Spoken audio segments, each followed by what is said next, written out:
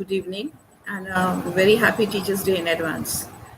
Good evening, students. Best of luck for life and for everything. Right now, as promised, I will make a short analysis of Christina Georgina Rossetti's Goblin Market. It is a long poem, so I will do it in parts. We will discuss some parts of the Goblin Market today, and then we'll continue in some other class. Goblin Market, in my view, is a unique poem, apart from the characteristics of the pre Raphaelite school to which it belongs, and apart from being the first poem written by Christina Georgina Rossetti, who was the sister of Dante Gabriel Rossetti. Uh, and as we all know, they were a part of a group called the Pre Raphaelite Poets.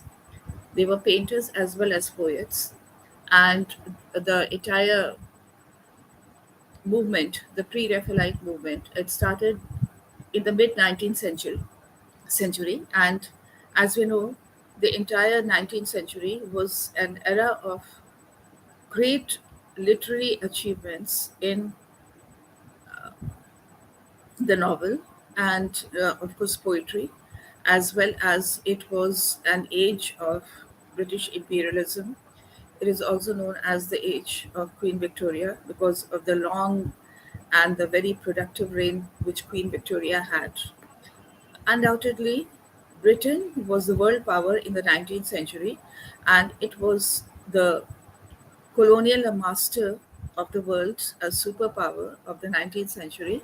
And in the global politics, it had a presence which had eclipsed all other European powers far behind. They had been in the race for this, grabbing the, you know, colonial and extending the colonial boundaries across Asia in the war, this war for commercialization or for economy or for, um, uh, uh, uh, you can say, the race for power.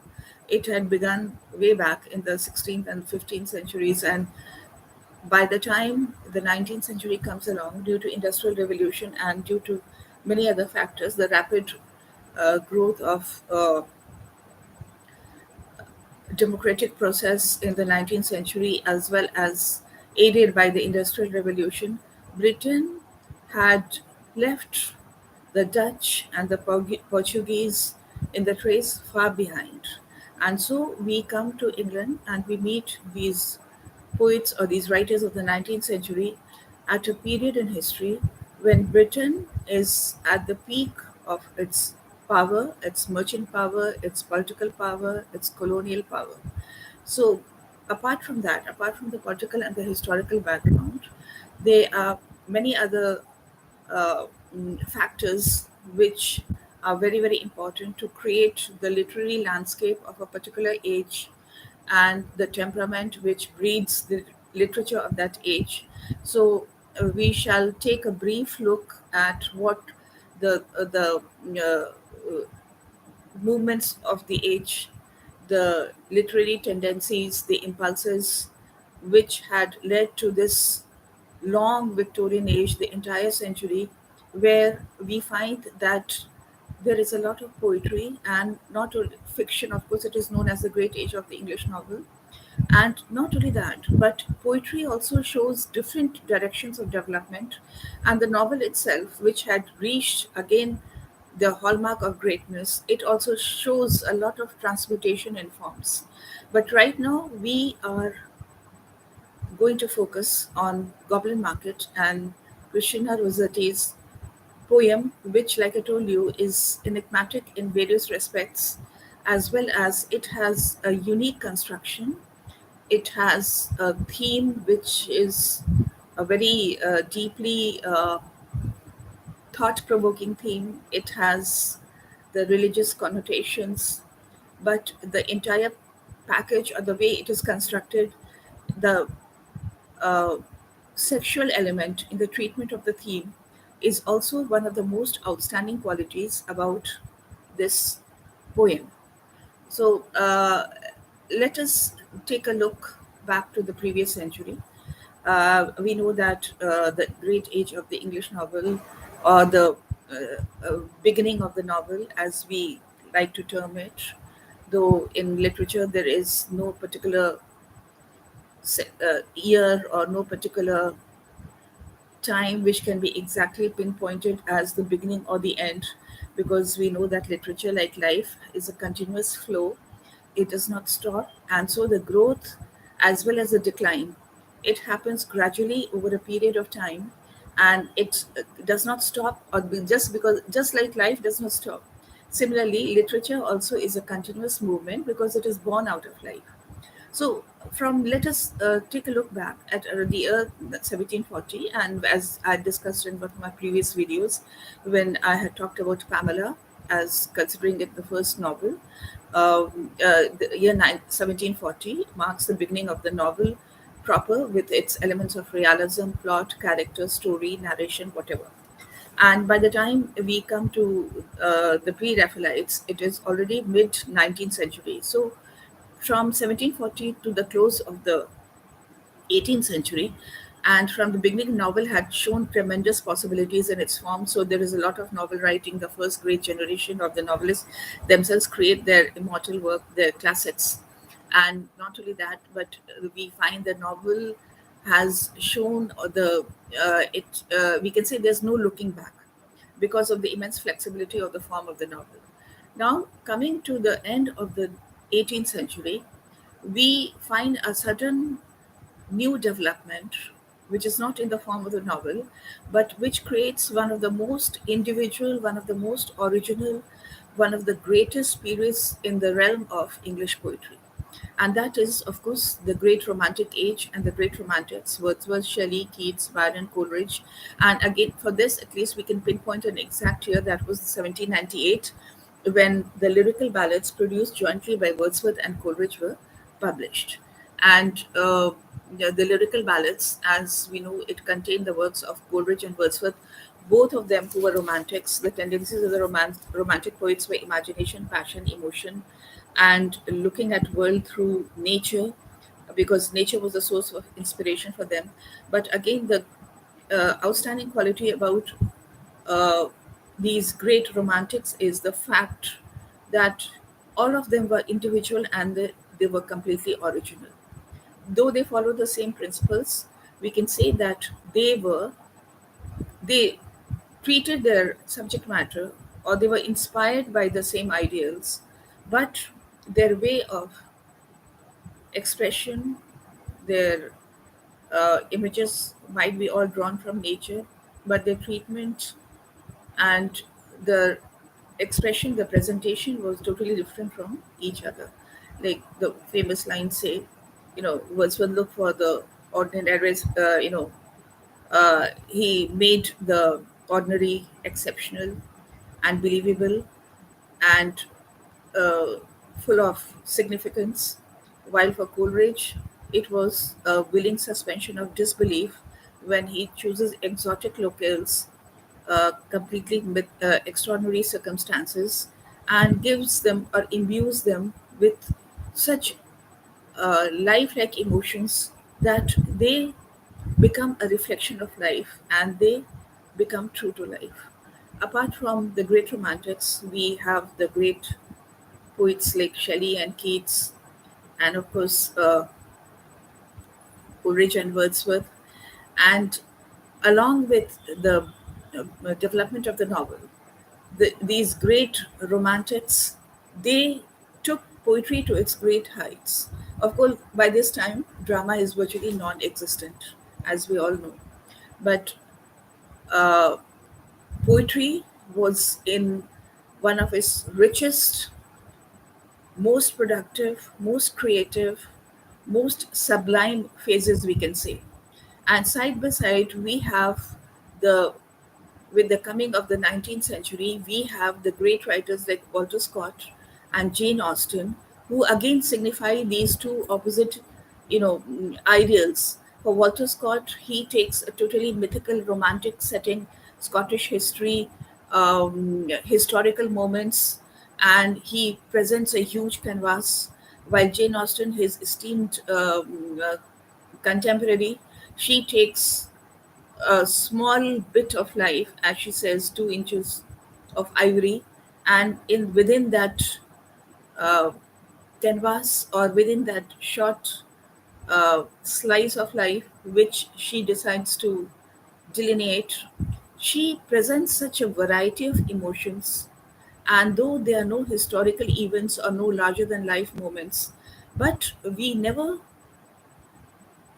feel the absence of any kind of panoramic or earth shattering moments. We see the interplay of emotions between people who are believable and ordinary, and who are not some kind of leaders of the society, but which are people who live everyday lives. But within them, there's such an interplay of emotion, and even the small incidents become significant, and so on.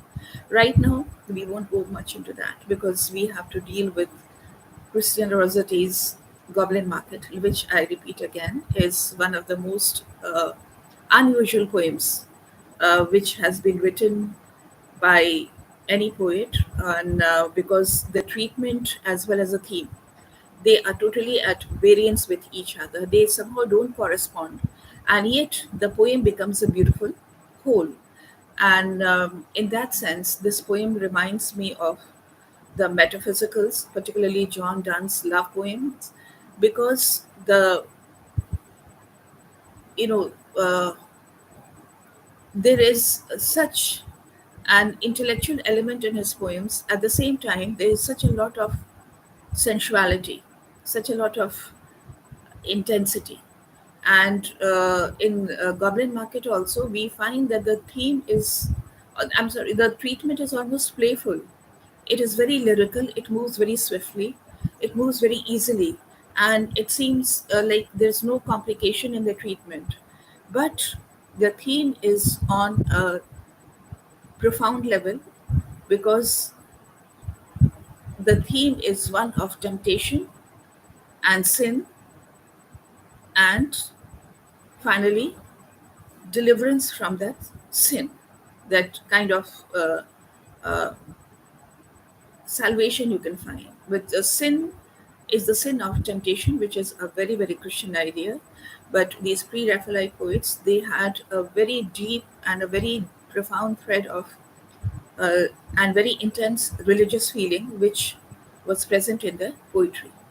Now, along with the great novelists, of course, Jane Austen, Walter Scott, and one generation later, Charles Dickens and Emily Bronte and Charlotte Bronte, and later in the Victorian age, we come to great writers like George Eliot, and then finally the beginning of the modern novel.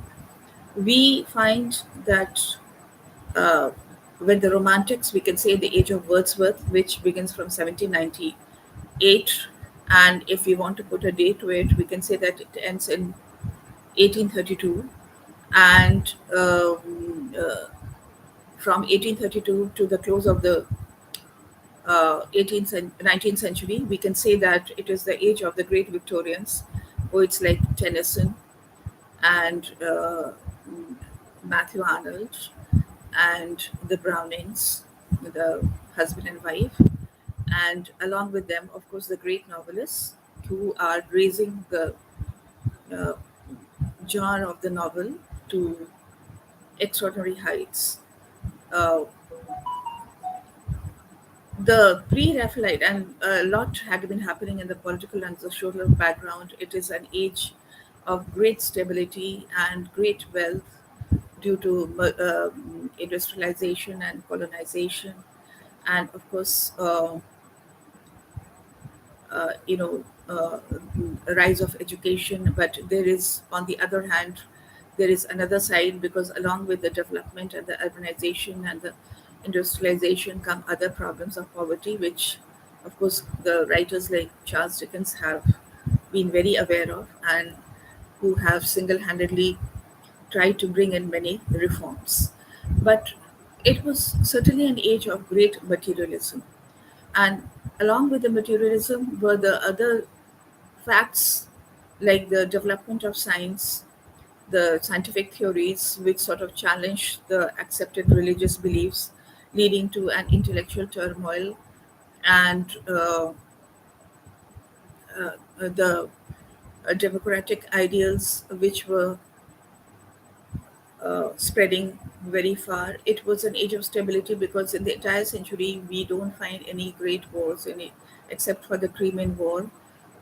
Queen Victoria's reign was long and it was very significant. England was the colonial power of the world. The sun never set in the British Empire.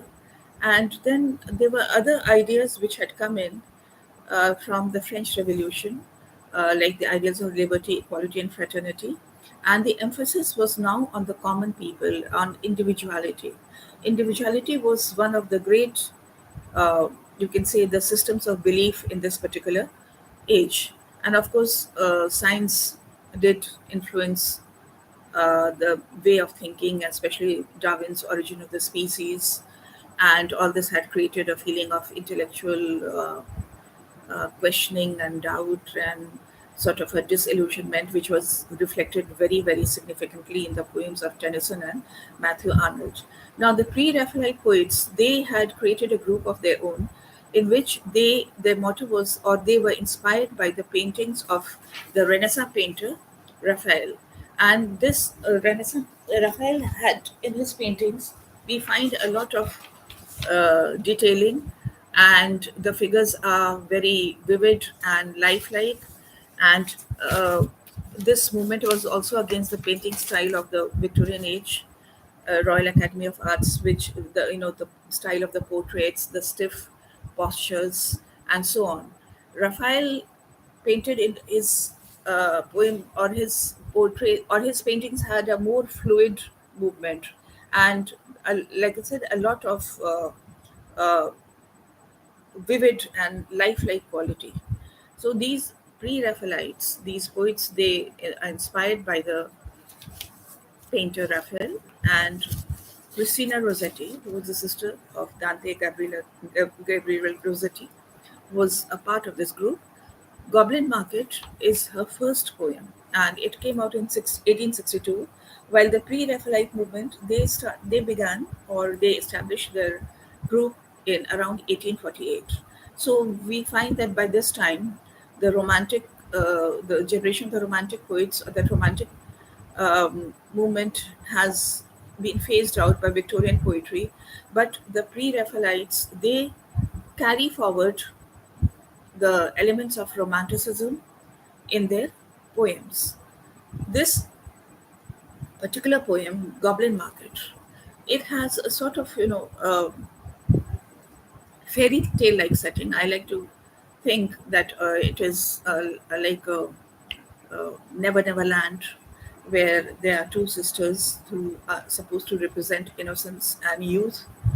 And these two sisters, they are uh, living together till and in perfect happiness. Though they are two sisters, they are totally different in temperament. One of the sisters is Laura, and the other one is Lizzie. And pure, unsullied, untouched, the theme of the poem is the theme of corruption, the theme of pollution, the theme of temptation, the theme of sinning, which, like we all know, is a very Christian belief, that of temptation and of sin. Now, goblins themselves are not mythical creatures, they are fairy tale like creatures. And certainly, goblins are supposed to represent some kind of malevolent uh, presence. They are not uh, harmless, or they are not uh, innocent. On the other hand, and they're different from elves also. Elves are mischievous, but their mischief is just like playing pranks. It is nothing serious. But the goblins have a more sinister and a more dark side to their representation.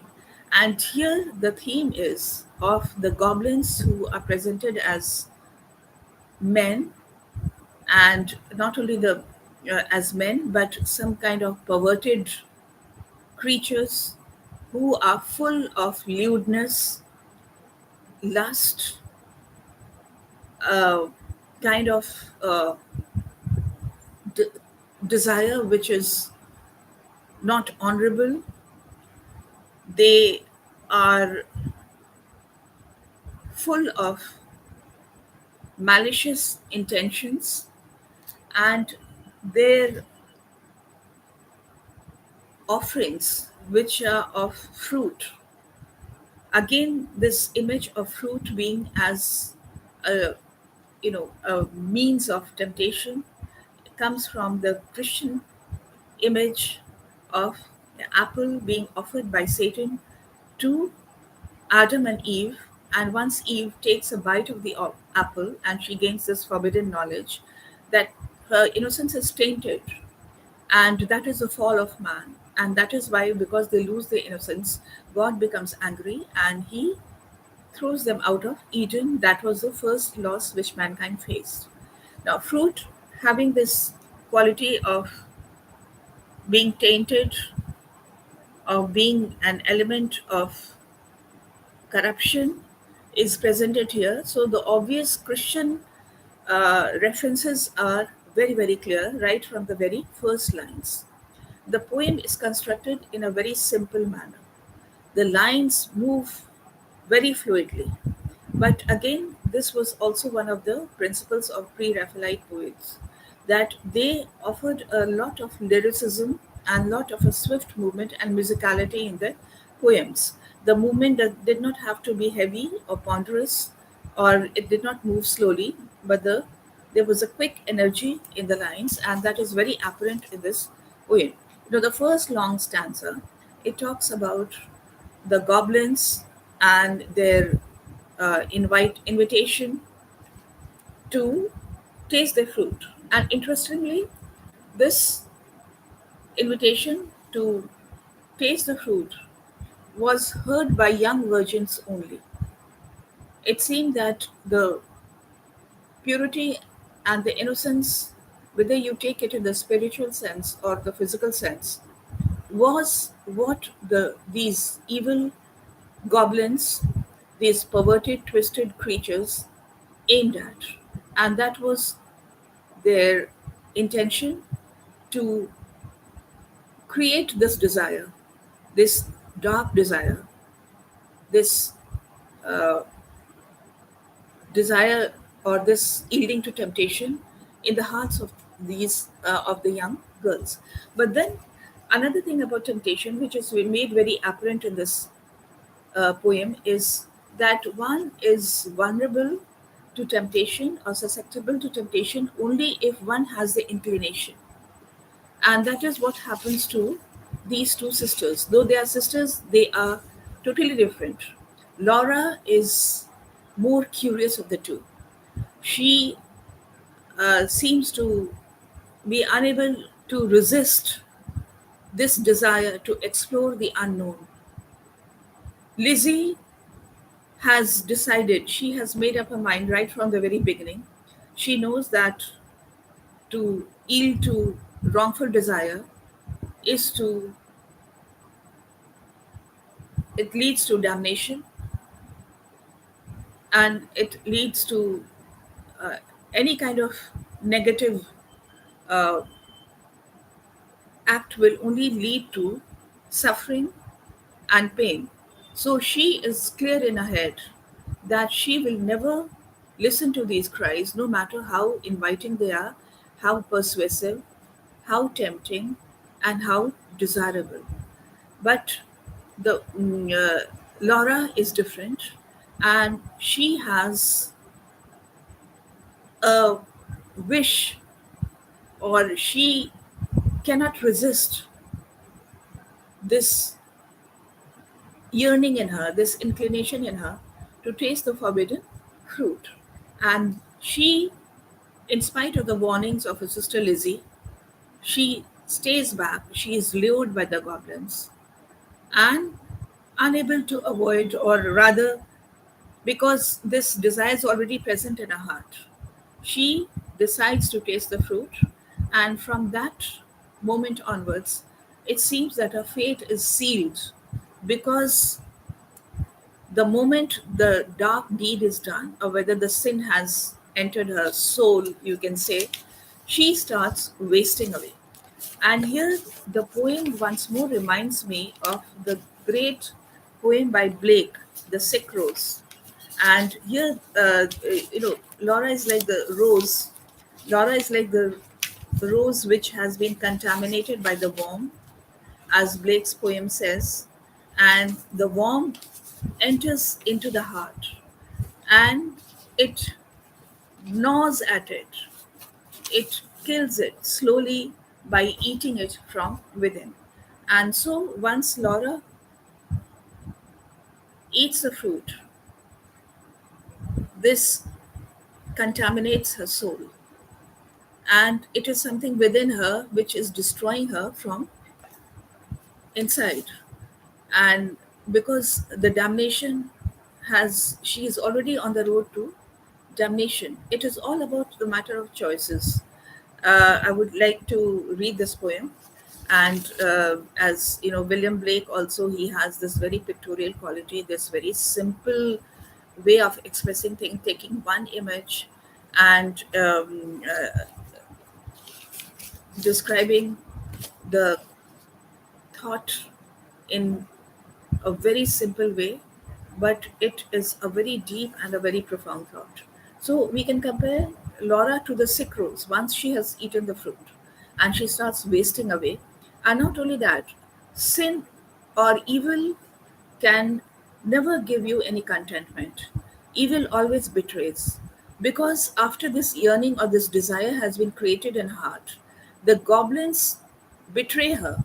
She longs to taste the fruit again. She yearns to meet the goblins because this insatiable thirst has been created in her heart. But the goblins betray her. They refuse to appear before her. And yearning, wasting, she is slowly pining and she seems to be doomed forever. Like I said, it is all about a matter of choices. Again, we can remind ourselves, or we can draw a comparison, or we can draw an analogy with Dr. Faustus, that great tragic play by Marlowe, in which we find Faustus an extraordinary man, a man with extraordinary intellect and with the gifts which make him almost a superman, making the wrong choice, and he chooses to align himself with the evil, with the evil always betrays, and it betrays him and sets him on the path of destruction, and finally he is damned forever. Here this poem ends on a happy note because maybe it is a kind of belief in the power of love or sacrifice which redeems Laura, because it is her sister Lizzie who brings salvation upon her. Finally, she cannot bear to see her sister wasting away like this, and so she consciously makes her decision to ransom her sister's soul once again from the goblins, no matter how much it takes from her and what danger she is putting herself in. And finally, she triumphs because her triumph is the triumph of love. Because the goblins, she defeats the goblin by her resistance, by her determination, by her deep spiritual faith, by her belief in herself or her determination, and she wins back her sister Laura's salvation from the evil goblins. And this is how this poem ends. But apart from that, apart from the theme, in the beginning we see the very first lines, the fruit are described so temptingly. We can see we can almost feel the texture of the fruit and the bloom and the color and the size, and this vivid description makes us visualize the color and the shape and even the flavor of the fruit. Like I said, this poem has a very deep sensual quality to it. It is extraordinary. Like I said, the theme is totally at variance with the treatment. That sensuality is the most obvious thing about this poem and the way the theme has been treated. It is, uh, it has a very erotic quality to it, that it, we can say that there is almost not only the undertone but the overtones of this sensual quality, which, it's quite unusual, especially when we consider the mid Victorian. It was written in the mid Victorian age, and the standards of prudery and hypocrisy, which are prevalent in the mid Victorian age. So it is really quite remarkable. But then it makes a poem even more delightful. Like I said, the element of the metaphysical poetry comes to mind, because there is this love poem by Donne, which is called The Flea, and he also uses words like suck, and how the blood is sucked by the flea, and the same flea sucks the blood from him and his beloved, and in the flea the blood mingles. And I can read the lines, and it is the third line from the flea, first stanza. It sucked me first, and now sucks thee. The blatant sexuality of the description is almost, it hits you in the face. And then in the third stanza, the fourth line, except in that drop which it sucked from thee, he talks about how their blood mingles in the flea. And here also, and that metaphysicals are unusual poets because of their complexity of thought, their intellectual element, as well as the sensual element. Here, the poem again, the treatment is almost a very simple. It is a very simplified treatment of a very complex theme. That is, we can say the treatment and the theme are at variance with each other. And not only simplified, but like I said, that erotic element is also the most obvious quality about this poem. And the beginning of the poem immediately takes us to the theme. To it sort of projects us, or the readers, right to the center of the theme, where the morning, it says, morning and evening maids heard the goblins cry. And maids, this is the young girls, these young virgins. And the description of the fruits, it's in like a long litany, which is almost overpowering with its uh, sexual connotations. uh, you know Apples and quinces, lemons and oranges, plump, unpecked cherries, melons and raspberries, bloom down cheeked peaches, swart headed mulberries, wild freeborn cranberries, crab apples, dewberries, pineapples, blackberries, apricots, strawberries, all ripe together in summer weather. And, you know, this overpowering description, which is like an assault of sensory images.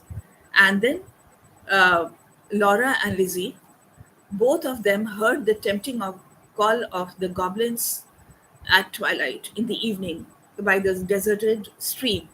And here the description between the difference between the two sisters is again very apparent, because the moment Laura hears the cry of the goblins, she's transfixed, while it says Lizzie veiled her blushes. And Lizzie, her sister, who starts blushing at this, you know, invitation of the goblins. And she tells her sister not to look, not to listen, not to peep at goblin men. She says, "Don't peep at goblin men." Again, there's an accent, or there's sort of underline uh, emphasis on the word goblin men. Men, and maybe one of the modern critical theories sort of says that it is masculinity versus femininity, but of course that I feel is stretching it a bit far. The main theme is one of temptation and sinning, and finally deliverance from that sin, which is due to the power of love, willpower, and faith. And these Lizzie, is, of course, cautions her sister, but Laura is, she is very, very tempted. She has this susceptibility to temptation, and you can, or anything can take root in your heart only if you allow it to. If the resistance is not there, then whatever it is, it will find an easy target. That again we find in Dr. Faustus, because Dr. Faustus in the beginning he is already decided, he's already made up his mind. He makes a big play of trying to choose, or trying to uh, convince himself that he wants to turn to black magic, but his mind is already made up, because he had this weakness in his character. And again we find that Laura, in spite of the fact that she knows it's wrong, she is very drawn to this idea of eating the forbidden fruit. And she is very drawn to this. She is very eager to know. She has the curiosity to know something which she knows is forbidden. And though her sister tells her, no, said Lizzie, no, no, their offer should not charm us. Their evil gifts would harm us. She thrust a dimpled finger in each ear, shut eyes, and ran. Curious Laura chose to linger, wondering at each merchant man. One had a cat's face, one whisked a tail, one tramped a rat's pace, one crawled like a snail, one like a wombat prowled obtuse and fury, one like a rattle tumble hurry scurry. She heard a voice like the voice of doves, cooing all together. They sounded kind and full of loves in the pleasant weather. But though Lizzie decides not even to listen, Laura stays back, and the goblin men, those twisted figures, those um, perverted looking creatures, those animal like figures, their images are also described as some kind of animal like uh, appearance, very sly, cunning, with their faces which look half like rats, swishing tails, swarming all over the place, crawling, hurrying, seeing Laura looking at them, waiting to overpower her, calling out to her enticingly, twittering and purring, persuasive, wheedling, cajoling, and, on the whole, luring her to her damnation. Laura stretched her gleaming neck like a rush-embedded swan, like a lily from the deck, like from the bed, like a moonlit poplar branch, like a vessel at the launch when it last restraint had gone. And Laura is like, she is, to create a pun, she is ripe for temptation. She is ready for temptation. Unless that she is perceptive to the idea that temptation cannot reach her. But it seems that her heart is already open. That weakness is taking her in that direction, and it only has to find the target, or the exact moment when the corruption can enter her soul and it can destroy her. And then the words, when the goblin men see her looking, know that she's transfixed, she is fascinated by the idea. The poet uses words like leering, you know, cunning and leering at each other and making sly gestures, which is again a picture of evil, underhand, malevolent energies at work together, trying to overpower the victim, which is, of course, ready to walk into the trap. And stopping in front of her, they offer the fruit to her all the time, speaking in voices which seem like to hypnotizing her till she herself is powerless, or she does not have the willpower, or she is simply helpless before her own desire, which becomes stronger with every passing moment. She has walked into this because of the flaw in her character, while her sister has not. And then the way the goblins are described, when they find that they, have managed to overcome whatever resistance this young girl has, the almost sinister quality of the description is again quite breathtaking, because it is something which is so vivid and so powerfully depicted. Laura stayed but did not stir, long but had no money. The whisk-tailed merchant bade her taste, in tones as smooth as honey. The cat-faced purred, the rat-faced spoke a word of welcome, and the snail-faced even was heard.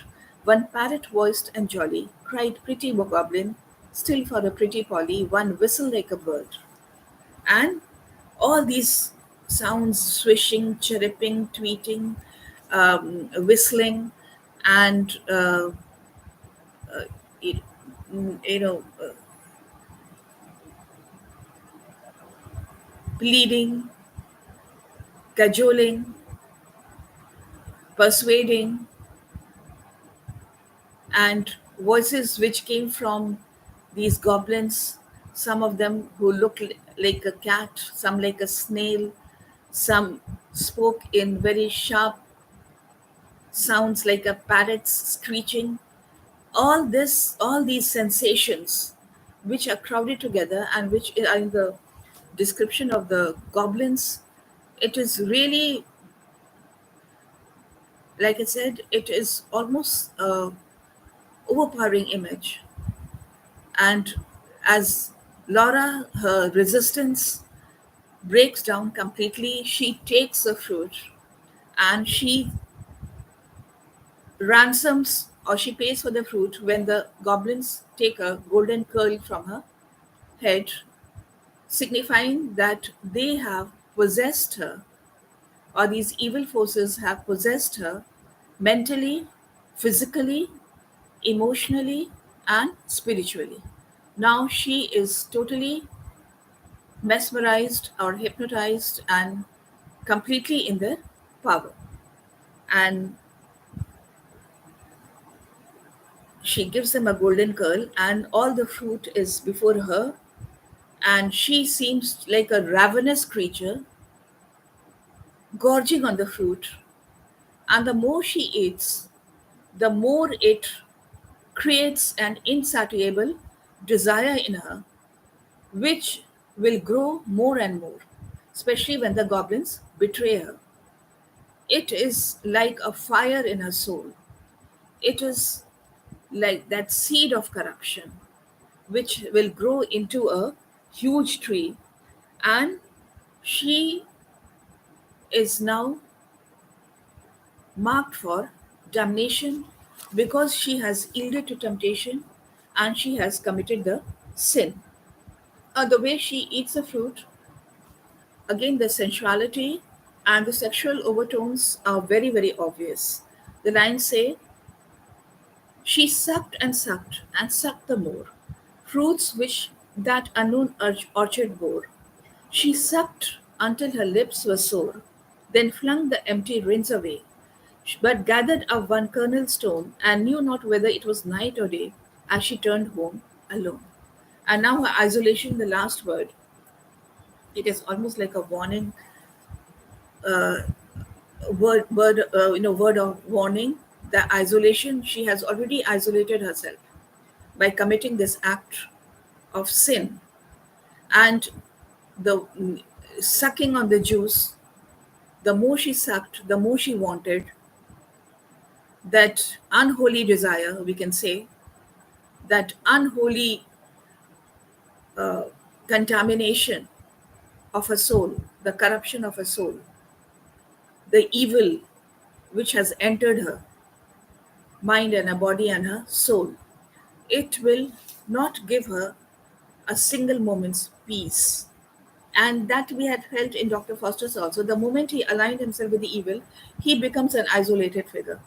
So, this isolation is again the difference between those who have sinned and those who are pure in heart and soul.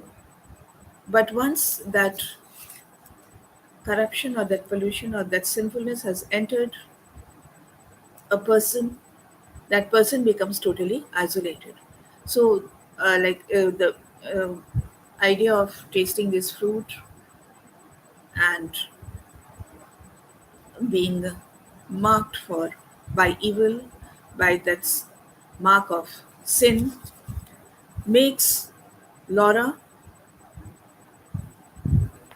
or set Laura on a road for damnation, where she will waste, and finally nothing can save her except for the power of love which her sister has for her. Now, like I said, we will continue in the next lecture because it is a long poem. But here I would like to read William Blake's The Sick Rose to draw the analogy or draw the comparison between the idea of sin entering and taking root and destroying. The sick rose, and as we know, Blake's Songs of Innocence and Songs of Experience talk about the two states of existence, of innocence and of corruption. And this is from the Songs of Experience. O rose, thou art sick, the invisible worm that flies in the night, in the hankering, howling storm, has found out thy bed of crimson joy, and its dark secret love does thy life destroy. So, in Laura's heart also, the sin has entered like a worm, and just like the worm will eat the rose from within till it withers and it dies, the same thing is it, Laura's destiny, as it has happened with all those who sin and who are damned. We'll continue in the next class.